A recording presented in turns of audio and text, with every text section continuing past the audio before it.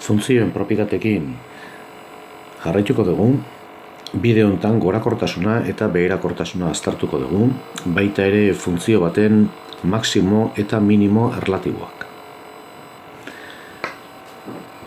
Gorakortasuna eta beherakortasunaren kontzeptuak nahiko intuitiboak badira.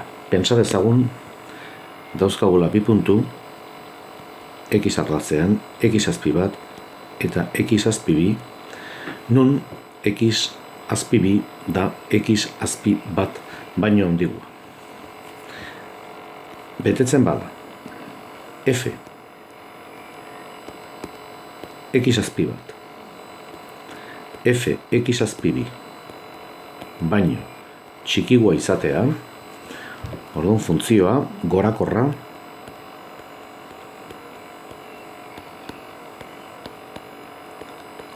izango da tarte batia.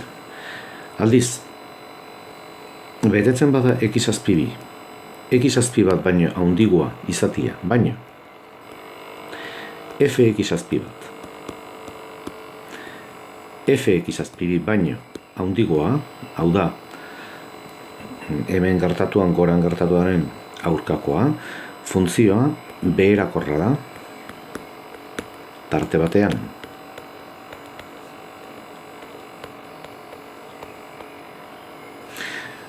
Eta bukatzeko konstantea x azpi bi, x azpi bat baino handigoa izan da f x azpi bat eta f x azpi bi berdina bat dira, funtzioa konstantea dela diogu.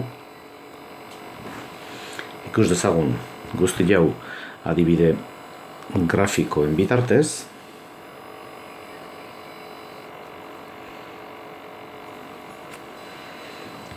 Azter dezagun funtzio hau, ikusten dugu gorakorra dela, mugitzen bagea ezkerretik eskubira, gorakagoaz, bai?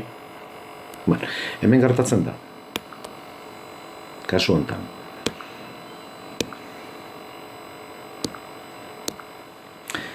X azpi bi dela x azpi bat baino handigoa ikusten duzuen bezala, eta f x azpi bi dela f x azpi bat baino handigoa. Hau da, f x azpi bi da hemendik honea, eta f x azpi bat da tarte hau. Beraz, funtzioa ikusten dugun bezala gorakorra da. Eskuineko kasu honetan, ikusten dugu mugitzen bagean nolabait esateko ezkerretik eskubira, funtzioa beraka dijoa. Kasu honetan gertatzen da, x azpi bi lehen bezala dela x azpi bat baino handigoa, baino f x azpi bi beraz hau dela f x azpi bat baino txikigua, f x azpi bat hauxe da. Hau da, mugitzen bagea eskubira berakagoaz. Kontrakoa gertatzen zitzaigun funtzio honetan. Eskubira mugitzen ginenean goraka gindoazen. Eta bukatzeko funtzio konstante bat, ikusten duzuen bezala, hau funtzio konstante bat dela, definizio matematikoa honako hau da. X azpi bi da x azpi bat baino handigoa, ageri denez, baino f x azpi bi balio hau eta f x azpi bat beste balio hau berdina dira. Beraz, funtzioa konstantea da.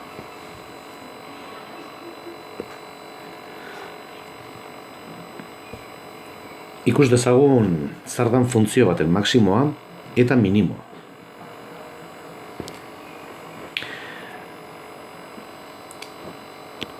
Esan dezakegu, kasu honetan ere nahiko kontzeptu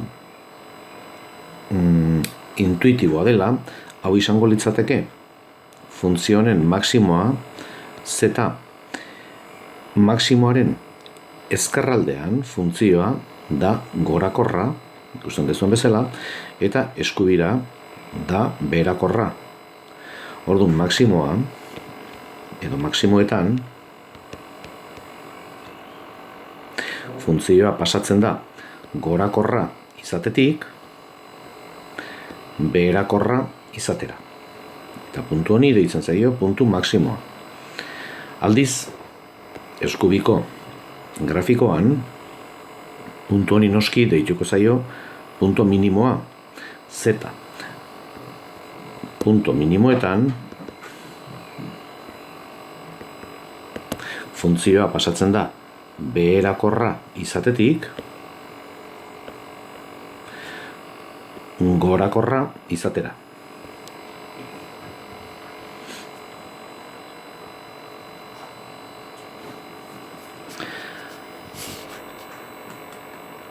Ikus dezagun adibide bat, ematen digute funtzio baten adierazpen grafikoa eta eskatzen digute aztertzeko funtzioaren gorakortasuna, beherakortasuna, maksimoak eta minimoak baldin baditu.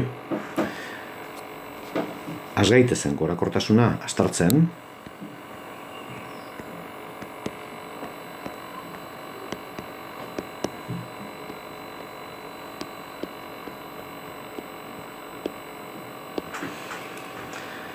ikusten dugu hemendik, puntu hontatik, puntu hontaraino, beraz, tarte hontan, funtzioa gorakorra dela. Beti muitu behar gea ezkerretik eskubira. Eta muitzen bagea horrela, ezkerretik eskubira goragoaz. Beraz hemen funtzioa gorakorra da. Nola adierazten dugu hau? Esanez funtzioa gorakorra dela, minus bostetik laura. Hau da, puntu hau da, minus bat, minus bi, minus hiru, minus lau, minus bost, minus bostetik, eta beste hau, bat, bi, hiru, lau. Hau da, xen balioei erreparatzen diogu. Noiz da beherakorra funtzioa?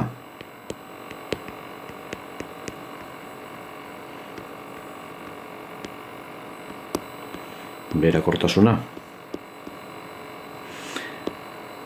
Bi tarte diferentetan da beherakorra, alde batetikan.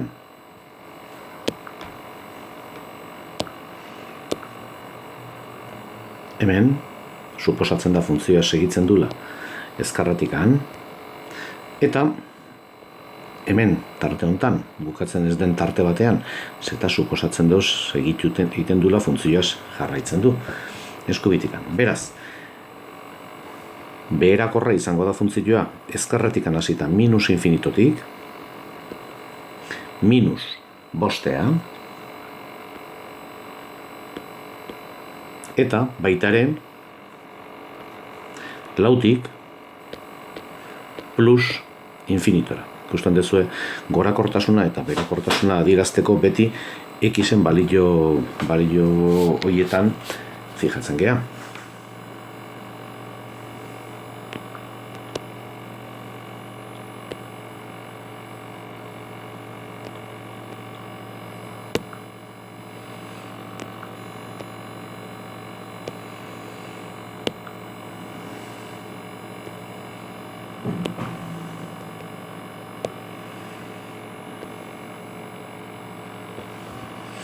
Eskatzen digute funtzioaren maksimoak eta minimoak. Badirudi orain ezabatzen dutela funtzioaren maksimoa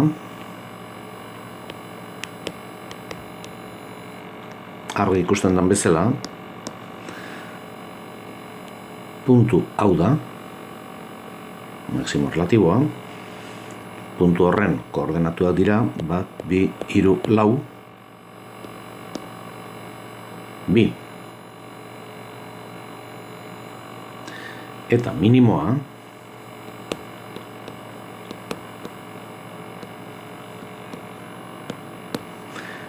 hemen ere argi ikusten da beste puntu hau izango litzateke, puntua da 1, 2, 3, 4, 5, negatiboa, minus 5, minus 2. Hemen dauzkau funtzioaren muturrak. Mutur erlatiboak. Hau da, maximo erlatiboa eta minimo erlatiboa.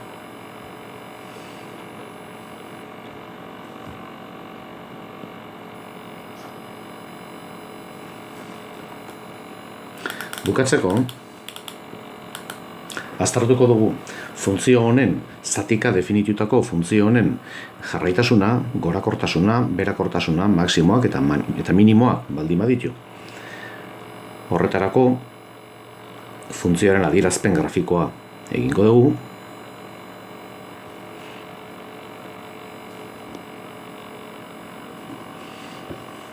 Ardatza, X ardatza, eta ezagutzen dugun moduan irudikatuko dugu. Funtzioa balio du minus 2, minus infinitotik, minus bateraino. Jarditzagun zenbait puntu hemen, hau izan dadila minus 1, minus 2, minus 3, minus infinitotik, minus bateraino, funtzioa balio du minus 2, konstante bat da, konstante negatiboa.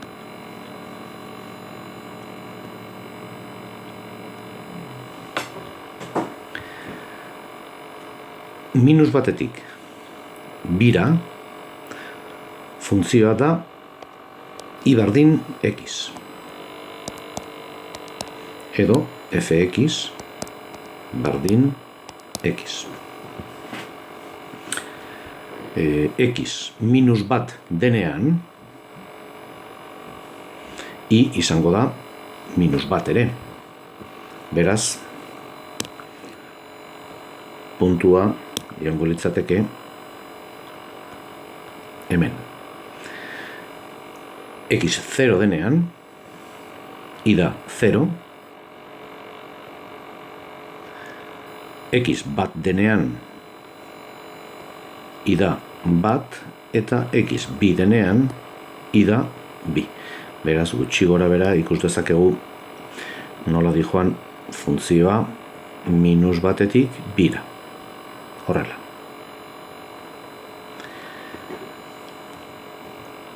Hemen jarri behar dugu 0 txiki joi adierazteko X minus bat denean hartu behar dugun zatia edo adarra, hau da, X minus bat denean, I da minus bat. Bitik aurrea, bitik plus infinitora, funtzioa da 3 ken X.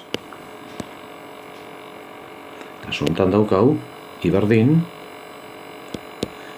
3 ken X, 3 adarra. X bi denean, ikusten dezuen bezala, 3 ken bi, funtzioa da bat. Gutxi gora bera, hori ongo litzateke. X 3 denean, I da 0, hortikan pasako litzateke.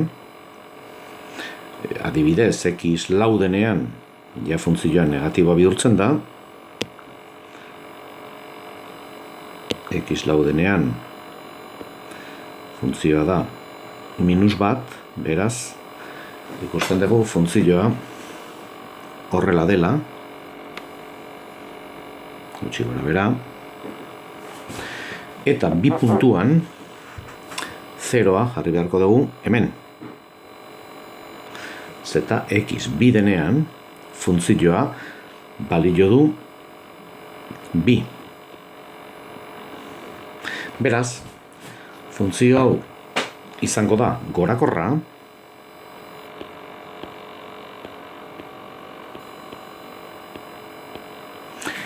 tarte hontan hemen funtzioa gorakorra da. Hau da, minus batetik bira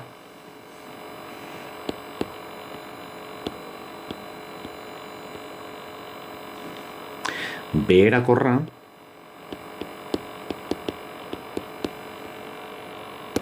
argi ikusten da hemen dela,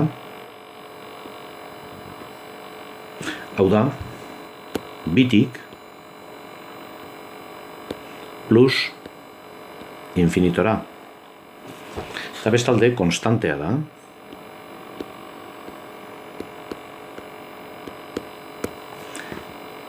Tarte infinito honetan, hau da, minus infinitotik minus batera.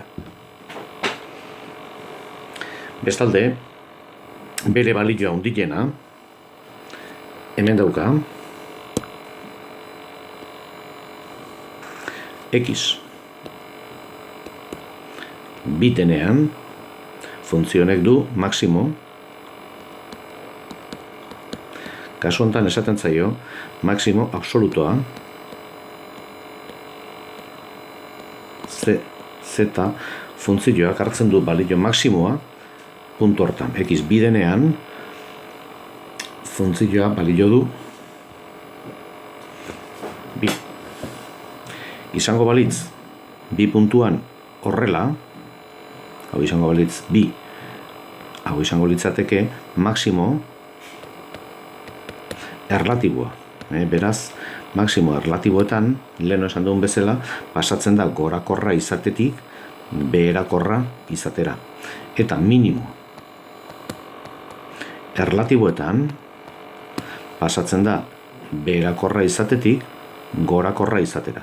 Baina kasu hontan daukau eten bat, kasu hontan, funtzioak ez du egiten horrela, baizik eta salto bat egiten du, beraz esaten zaio dela maximo absolutua. Ariketarekin bukatzeko, aztar dezagun jarraitasuna.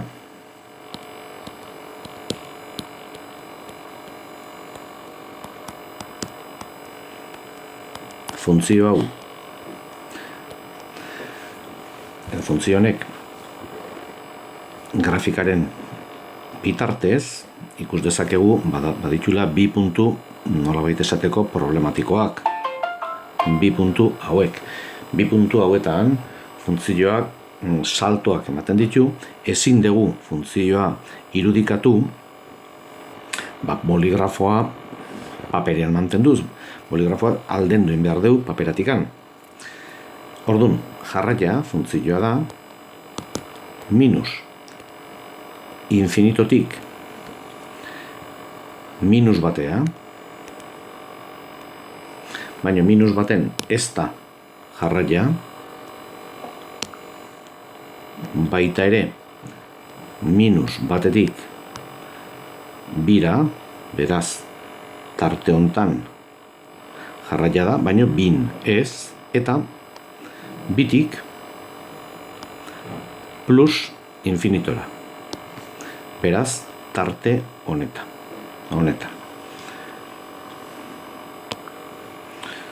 Guzti jau idatzi ordez, idaz dezakegu beste modu honetan.